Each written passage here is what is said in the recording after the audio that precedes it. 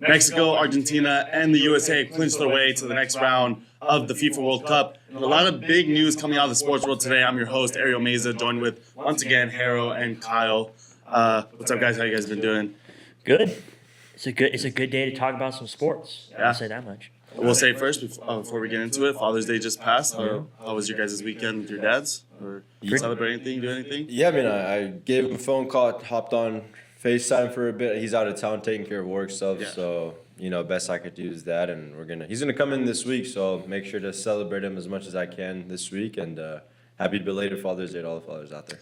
Yeah, kind of. I just had a pool day. My grandma came over and kind of just chilled in the pool for the day. Had some Ball Max barbecue, just living it up in the pool because it's hot as hell in Vegas, as we all know. But yeah, it's hot in here too. Yeah, I'm dying right now. But we're here, and as Harold said, happy Father's Day, happy belated Father's Day to all the dads out there. Yeah, happy Father's Day to all the dads. Anyone watching? Actually, a little story real quick. I don't know if the camera can see it, but that Dallas Cowboys poster over there, my grandpa painted that. So, all the grandpas, all the fathers, shout out to all of them. Love you guys. But let's get into it. So let's start off with the Lights real quick. Lights, an unfortunate loss over the weekend, 3-2 loss to Orange County SC. And head coach Devin Rensing was not too happy, Harrow. He was real upset in that post-game conference, talked to him a little bit, and he simply said it was not good enough. That's a professional soccer team, and they made a lot of clumsy mistakes. A game they could have won against a 1 seed in the Western Conference. Understandably upset. I understand where he's coming from, and sucks, especially after coming off a win the weekend before, and their first road win at that. So it seemed like they were building momentum, and they gave a 1 seed team a fight, and they lost because of, like he said, stupid reasons. So I understand his frustration. How do you, we watched the replay just a second ago. How did you feel about the game? Yeah, I mean, I think I mentioned it last episode. I mean, it's the tale of the Lights, since their inception here in Las Vegas. I've always been a big, believer in this team, back the team, like I mentioned last time, season ticket holder since day one. And it sucks. They show they can compete, with these top teams. I mean, a couple of seasons ago, they made it all the way to the Western Conference Finals. They were one of the favorites, and they've always shown that potential. But there's times where they show it, they apply it, and then, stuff like this happens where, like you said, quite frankly, they should have won that game, not allow silly mistakes like that to happen. So I think it's just a process that we have to trust as people that, back this team. And I trust Coach Rensing will figure stuff out. And I know it's easy to get frustrated, when you see stuff like this not go your way, but you just got to trust the process. And, he's working with what he's got right now. Yeah, and Johnny Rodriguez talked to him after the game as well, said, they were upset, especially right there at the end of the game. They had so many chances to equalize it, to maybe get a point out of that match. And they just couldn't finish the job. Some off the post, just some that were terrible attempts. And he knew that they could have equalized it. And he told us, going into the break, they come back, 4th of July, at home. They're going to focus on cleaning that up and getting back to shape and making sure they're in good form for when they come back for the second half of the season. So wishing them luck again for all Lights coverage. Make sure to check into our Instagram. I'll be at all the games. Kyle's going to come with me. So he's going to help me with some videography. Yes, sir. I'll try to peep in when I can. Yes, sir. So we're going to be there, get some good content out for you guys, and support our local soccer team. Then moving once again up to the big boys in FIFA. World Cup going on, and like I said, Mexico, U.S., Germany, and Argentina have all clinched it. Argentina just clinching it right now against Austria. A few games over the weekend, pretty good games actually. What were your reactions to those games, Hera? I mean, it just depends which one you ask, right? I mean, I think we've been treated to some great footy all summer long. Even though it feels like it was yesterday when it started, but we're already going into match day 3 for some of the groups, so. I think all the games are good. I think Mexico and South Korea they had a hard-fought battle to see who would come on top of that group. And, Luis Romo took advantage of a mistake, and props to that, right? He was ready. I was watching with you, Ariel. He was ready. He pounced on the mistake. And we're going to get on to that. Well, let's talk about it. That was, as a Mexico fan, obviously I'm happy we won. But as a Mexico fan, that was a sloppy game, and it's scary going forward. I know we've clinched. I think we looked better. Personally, I liked the lineup from the first game way more than the second game. I mean, you were here watching it with me. It wasn't. I don't think they played very well. They got a lucky goal, a mistake from the goalie. So I'm a little nervous. I don't know. Maybe next game, since we clinched, they play Memo Choa on goal, or they let the other keeper get a split with him. Ariel. Yeah, and so I'm a little worried as a Mexico fan. U.S. on the other hand looked great again in their second game. One of the most complete teams, I think, of the tournament right now. Yeah, in Australia, right? They put up a great performance against Turkey, coming off that big win. You know, they're going in with an all-time high in terms of feels and confidence against this U.S. team, and even their whole fan base, even a player in the press conference said this is the game they want to win the most, right? It's some sort of maybe personal vendetta in terms of wanting to go and beat the host, or maybe just the same thing a lot of people have against the U.S. when it comes to this sport, which is, they don't like the culture and whatnot. But regardless, you can't deny this U.S. team is flying right now. It wasn't as a, aesthetically pleasing performance as the first game, but they also went against a Australia team that, quite frankly, tends to make games kind of sloppy and just kind of do whatever they have to do to make it go their way. In this case was, for some reason, park the bus after conceding the first goal, and also trying to get in the heads of U.S. players, even one of the players trying to get Jedi Robinson sent off there at the end. Just stuff like that. I'm glad the U.S. prevailed and remained calm and took home a 2-0 win. And Alex Freeman on the score sheet. One thing I will say, I think that, because I watched that game pretty much from the start of the game to the end of the game, and I think after the U.S. scored the first one, I thought that they did a really good job at managing the game. But I will say, if you're a U.S. fan, I think that the second half, towards the later stages of it, you kind of have to be like, not question it, but I think they kind of took their foot off the gas a lot. And I get you're up 2-0 at that point in the game, but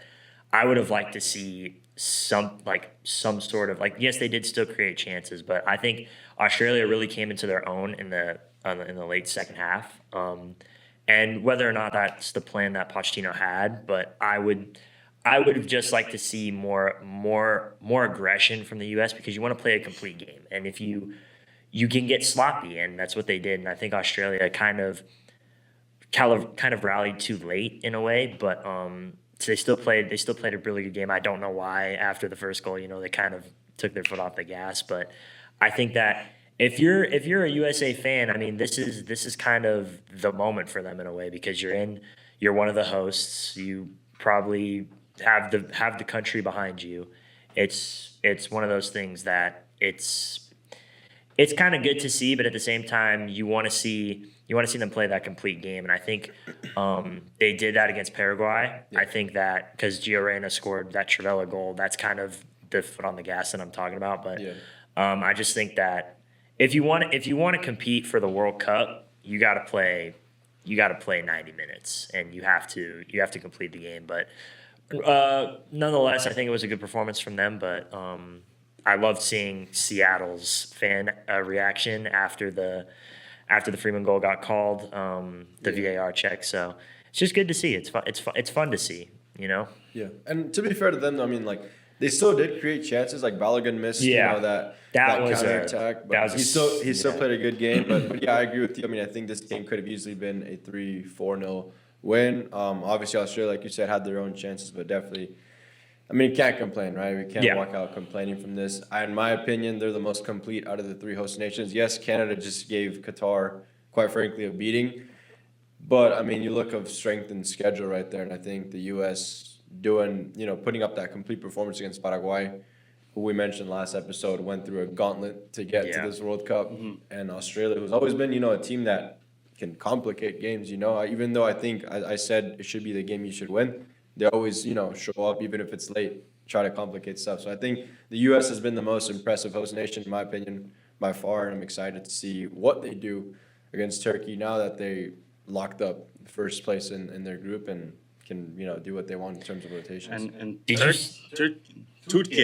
Yeah, I've had some people saying you're pronouncing it wrong. Well, I mean, am I going to come in here and say Deutschland? Am I going to say, España for Spain? Did you see the injury, though? In that Canada game? Oh, yeah. Dude. Yeah. Breaking his leg. That was terrible. That was bad. I know it was unintentional, but And Yikes, man. they came to apologize. Yeah, too. I thought that's sportsmanship at its finest, right It's cool, there. but I mean, he's out of the World Cup. Yeah. So it's unfortunate, but he's a good player too. Yeah, it was really just an unfortunate Yeah. injury. Just can't predict stuff like that. Yeah.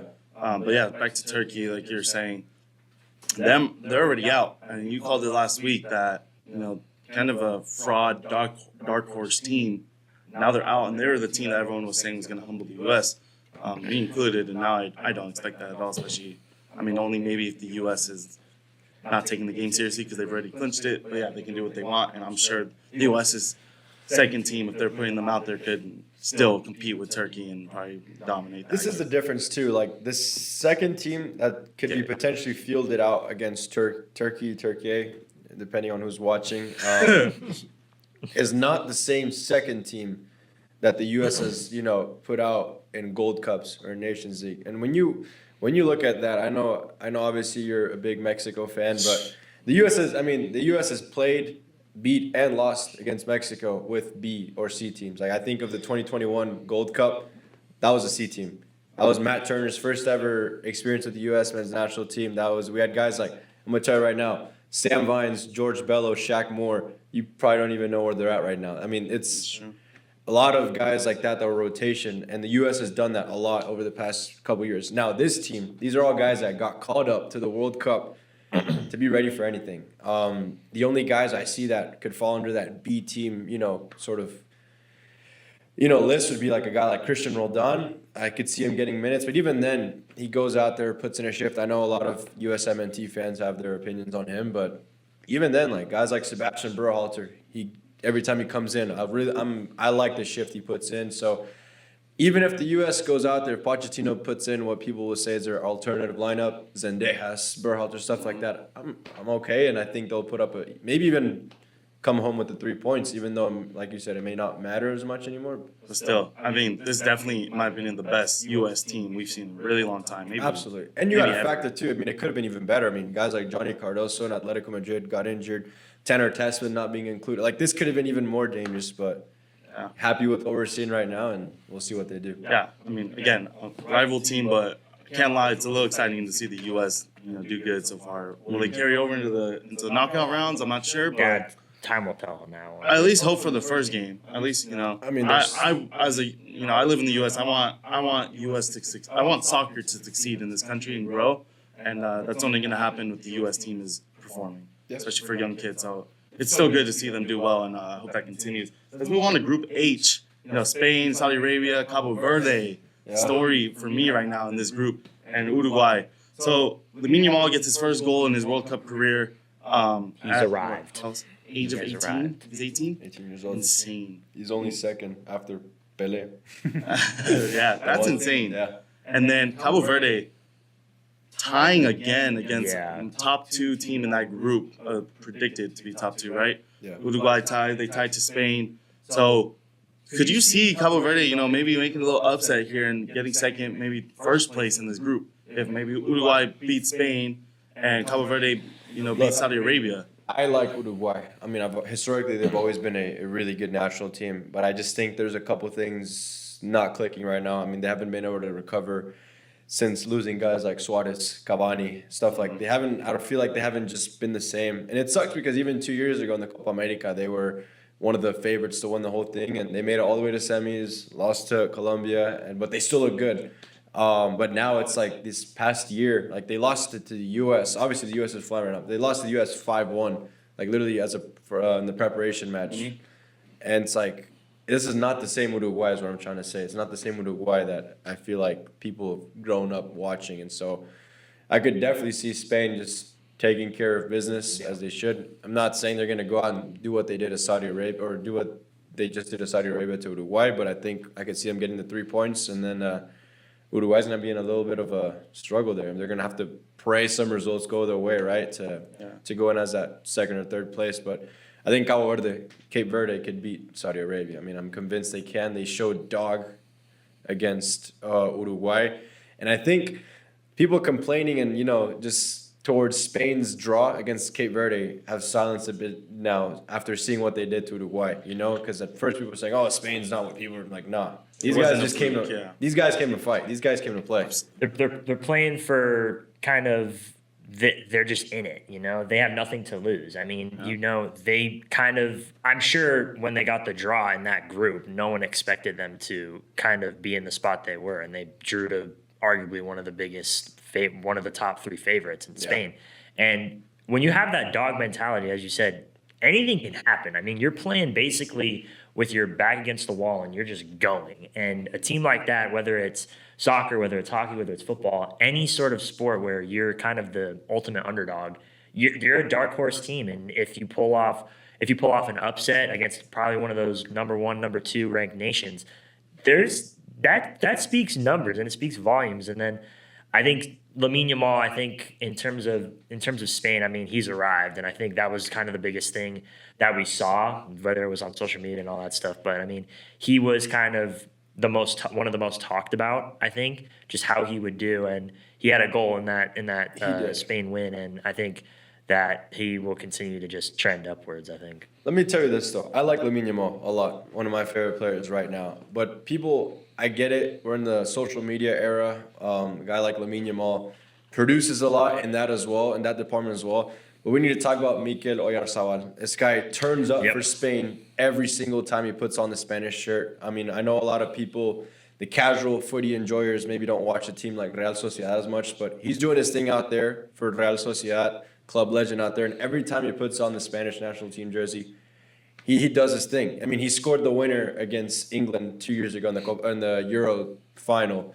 And just he's so consistent for Spain. I think people need to give his flowers more. Obviously, it's great to see Lamine Yamal, come in and score his first World Cup goal and do what he's doing. But Mikel Oyarzabal needs more flowers as well. And I think he's going to be a key piece for Spain's run, however far they go. He got a goal and an assist in that game, right? Yeah. And I mean, you said it perfectly. I mean, I think he just overshadows. Like Lamine Yamal, it's like just an overshadow. It's kind of crazy because not just for that one player, that whole Spain team is good. They're the favorites for a reason, right? Yeah. And Lamine Yamal just makes them better, and he's still so young. So I feel like it's the name for like casual fans, like you said.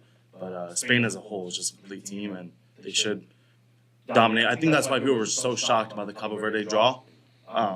But hey, that's soccer, dude. That's sports. You don't think a team like that's going to draw to a team like Spain? I mean, Argentina lost to Saudi Arabia in their opening game in 2022, and then they went on to win the whole thing. So you can't. You can't judge it by one game. Yeah.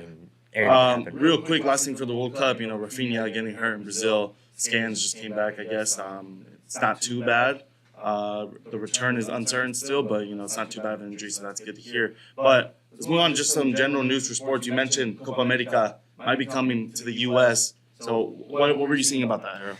Yeah, Copa America, the rumblings right now are that they're in advanced negotiations to return to the United States as a host nation. If you guys don't know, 2024 Copa America took place here.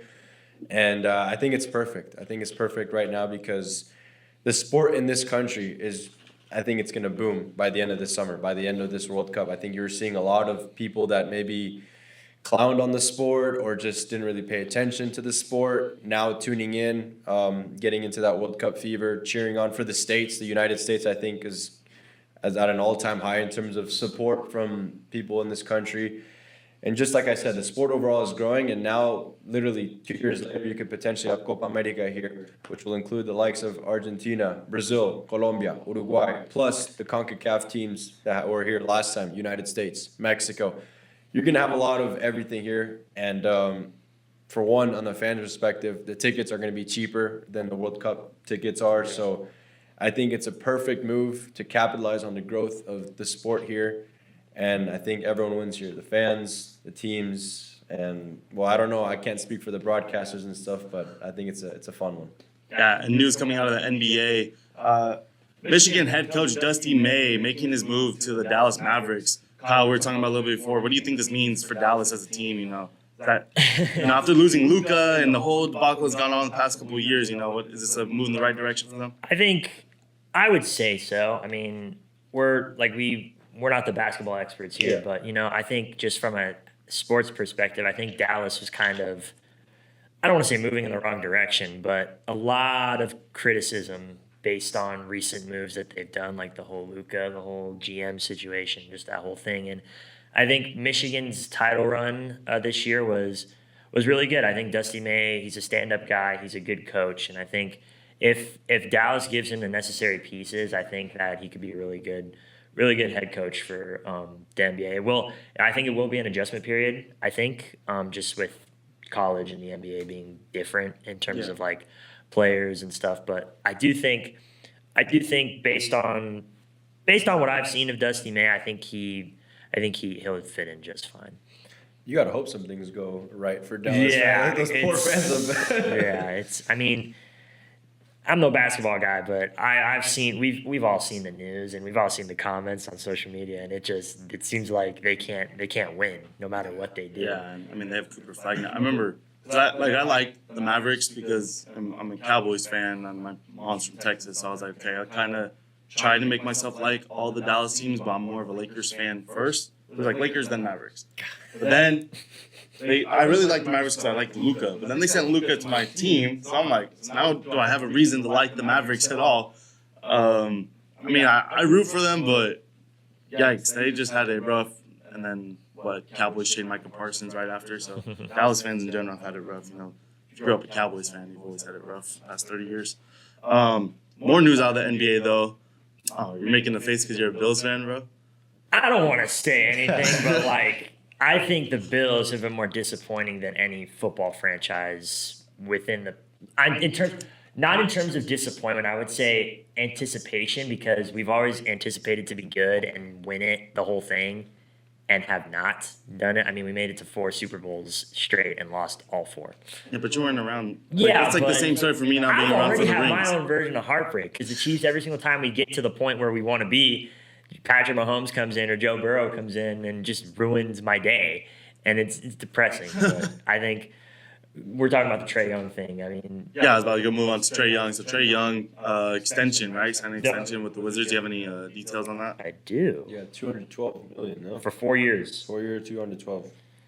So that's what, 30 million? And the Wizards just made a trade too, right? With the Thunder. I believe they got a piece from them, and Yeah, they got the Wizards really building a team right now. They got Aaron Wiggins they traded Aaron Wiggins to the Atlanta Hawks for 2 second-round picks. Oh, it was the Hawks. Sorry, it was the Hawks. That's why I was thinking Trae Young. Yeah. Sorry. So the Hawks. But still, the Wizards building. They have Anthony Davis, Trae Young. Building a team over there that we could see get some more wins in this next season. So got Alex Sarr as well. Yes. Capital One Arena is gonna be. I don't know. Maybe I'm talking too soon, but it should be fun to see the project. Yeah, and you were just in Washington not too long ago, for Washington D.C. Yeah, for I was in DC UFC fight, like we mentioned last week, and I didn't get to go to Capital One Arena, but I got to go to a Nationals game, and just DC's got a cool culture, right? I mean, I was in the tarps off section for the Nationals game, so hopefully I can go back to DC and go check out a Capital One or a Wizards game at Capital One Arena. I've never been, but It's nice. speaking of UFC, you said there was some news coming out of the UFC. You want to talk about that a little bit? Yeah, I mean, it's still fresh, but Dustin Poirier arrested, public intoxication, unfortunately. Not something you would like to see. Especially, obviously with nobody, but especially with someone like him who, a lot of people grew up to love and were rooting for him until the very end. So we're still seeing, we're still waiting more details on what's going on there. But yeah, that's coming out this morning. Well, let's move on. Final thing here. Let's talk about some NFL. We talked about World Cup football. Now let's go back to American football. Let's go through the Dolphins' schedule and see what games we think they're going to win here. Might not be many. Do you consider yourself a Dolphins fan, being born in Miami? Yeah, I mean, I like the Dolphins, and I like the Raiders as well. American football is not my first sport, but obviously, like you said, born in Miami. So, and being in Vegas, there's no team out here, and so I was always going for the Dolphins. And once Raiders came here, just started watching them a lot, and kind of grew to like them as well. So, Well, I got a great game for you to start out the season. Dolphins, Raiders. I want to be at that game, hopefully. Yeah, definitely. Dolphins race September 13th. Big game too for Fernando Mendoza. Yeah. You know, playing his hometown team. Well, it depends if he plays the game. You know? True. Nah, we talked about it on Kirk the Cousins. Ghost episode that won't see the light of day. But Hopefully, I mean, you know, like you said, Miami. Hopefully, they at least put him in there for a couple snaps. But yeah, yeah. It's in Vegas though, right? Yeah, in Vegas. So, well, I mean, we went through the Raiders one in that Ghost episode I was just talking about, and we had the Raiders winning this. I do too. Right? I had the Raiders winning this comfortably. I think Justin said he wasn't sure about that. Oh, you weren't on the episode. It was producer Marcus and me. But Shout out producer. shout out producer Marcus over here in the corner. Big We got to Raiders get a guy. producer cam for him soon. But I think the Raiders have that. It doesn't matter if they start Mendoza or Kirk Cousins. I personally think the Dolphins are going to be one of the worst teams this year, and we're going to see that. And I like what the Raiders are building too. The project Me looks, too. you know, on paper it looks nice. We'll see how it comes into. I I'm think- not super high on the Raiders, but they've got to have some talent enough to beat the Dolphins. In terms of rebuild, though, I Yes. mean, the Raiders are in a much better spot than the Dolphins. No, absolutely. Because the 100%. Dolphins do not got. I mean, they just sent Jalen Waddle over to the Broncos, and then their quarterback situation is a situation. Malik And- Willis. Malik Willis is. I mean, I think Malik Willis deserves the starting position Shot, after yeah. what he did in Green Bay in his short stint. But I just think, in terms of from a rebuild standpoint, I think the Raiders are in so much of a better position. It's not even funny. And Dolphins don't have their head coach anymore, right? Mike McDaniel. Yeah, no. Yeah, He's a OC for the Chargers Yeah, he's now. a Charger now. So there's just a whole ton of whatever the hell you want to call it. And Honestly, not even too sure who the head coach for the Dolphins is. who is it? Right now it was, dude. It's been such a long time since the NFL season. I know. I can't wait for it to come back too. Moving on though, Jeff Halfley. Dolphins going to San Francisco to take on Jeff Halfley. Yeah. Taking on the 49ers. Another loss, in my opinion. Yeah. Niners looking pretty good as they usually do. Maybe not as good in the recent years, but I mean it's the Dolphins. Which I'm like, there's not many teams that I'm confident they'll beat. And like we said multiple times, the NFL is so competitive right now that it's going to be tough for them to compete in this league. Then we move on.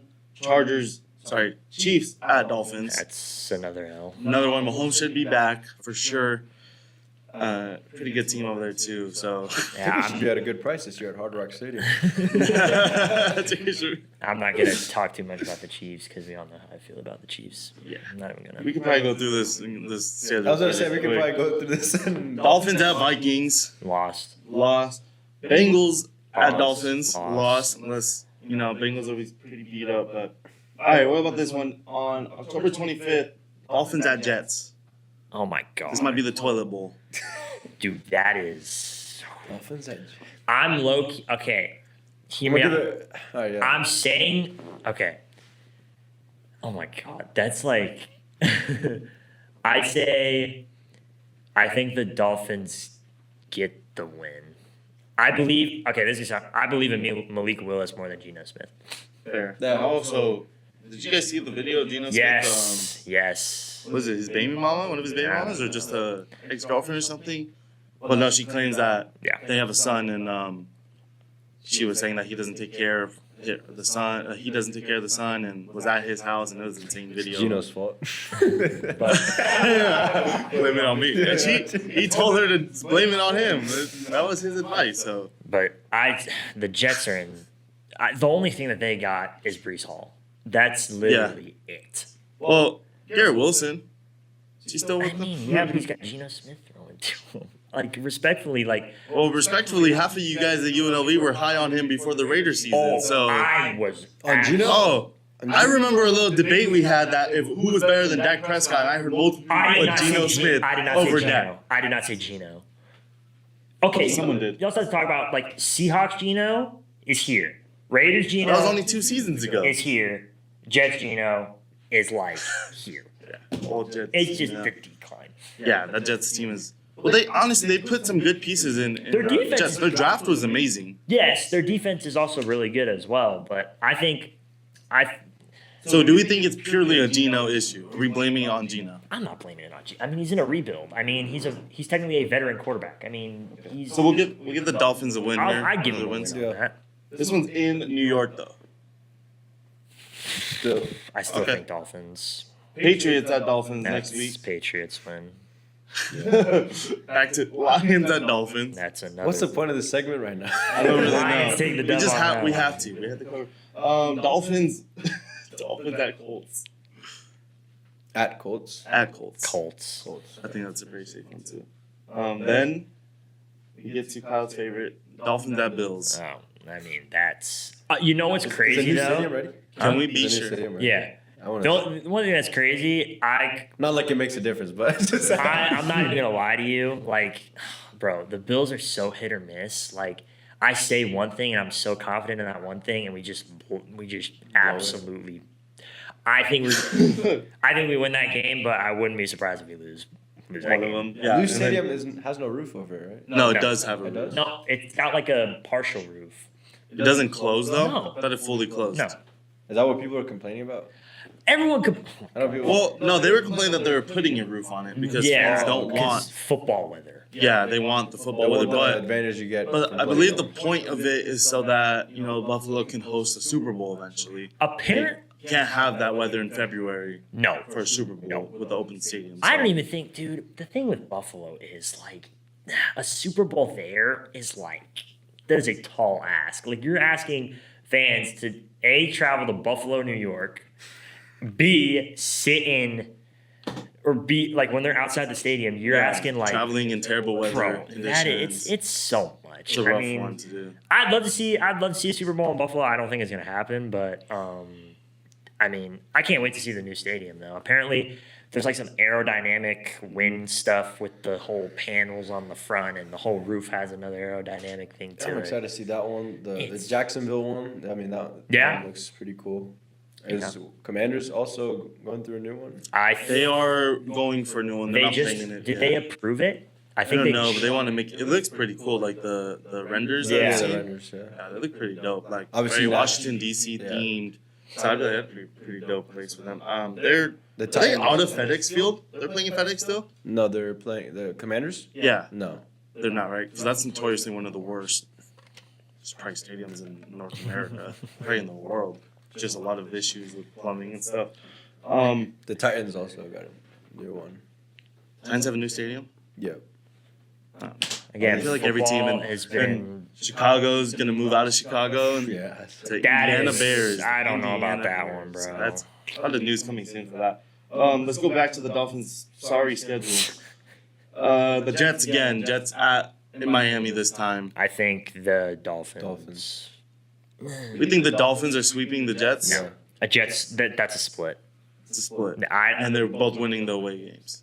let me swap it. Let's So swap I'll them, take okay. Jets at New York, and I'll take Miami at Miami. I agree. Dolphins at Broncos. Jalen Waddle That's revenge game, Broncos win, not even and close. Jalen Waddle goes for 300 yards and like 3 touchdowns. Probably Bears, Dolphins, Bears. Dolphins. Indiana Bears. Dolphins over Bears. Oh wait, Kyle's lost it. no Bears. Although I could see like if there's a team that I think they could beat, I think it's the Bears. Low key, I'm not even funny. I'm not even joking. Right. I think it's the Bills. It probably is the Bills. Dolphins, Packers in Lambeau in December. Oh, Packers. Yeah, that's Yeah. Packers. Chargers, Dolphins. Chargers. Bills, Dolphins. Bills traveling to Miami. I I think think this is where they drop it. honestly, End of yeah, the season. yeah. Second to last game. Oh yeah, I agree with that. Josh Allen choke. I don't even think he'll be if everything goes according to plan, he won't even be in the game. And then Dolphins, Patriots. I'd say we'd be nice here, give them a win. Patriots probably clinch the playoffs. by Yeah. now. Dolphins get one. So in total, we have them winning 1, Three. 2, 3. It's a 4-3.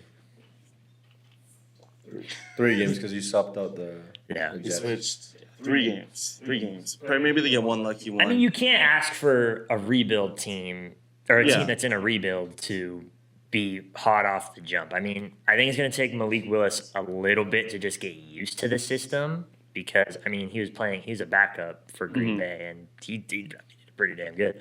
But I just think there's too much, there's too little right now, and I think in like 2 or 3 years, 2 or 3 years. I think he'll be fine. I think Yeah. he's young, right? Malik Willis is a young. Decently quarterback. young. I believe he was the starting quarterback rookie like 27? 3 years ago. That's not. That Wait, he's 27? prime. He's in his. He's in his prime. Hey, it could be another Sam Darnold story, you know? Yeah. I mean, not for the Dolphins, but maybe this is his Panthers.